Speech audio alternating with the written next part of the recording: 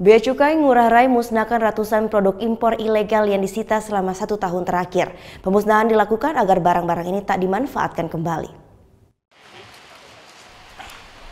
Sebanyak 468 produk impor ilegal yang menjadi milik negara dimusnahkan di halaman kantor Bea Cukai Ngurah Rai Rabu pagi.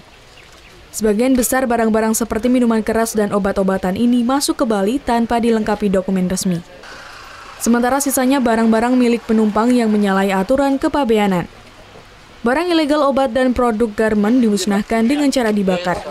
Sementara senjata ilegal harus dipotong agar tak bisa dimanfaatkan kembali.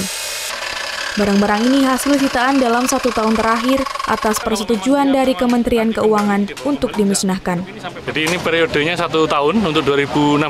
Jadi mulai triwulan kedua 2016 sampai dengan akhir 2016. Itu yang sudah mendapatkan persetujuan izin dari Kepala KPKNL.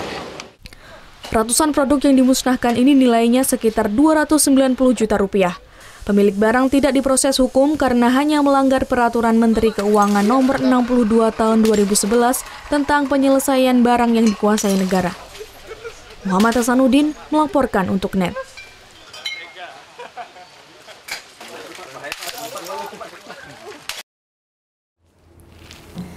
Udah selesai kan nontonnya? Nah, jadi jangan lupa buat like, komen, dan subscribe ya.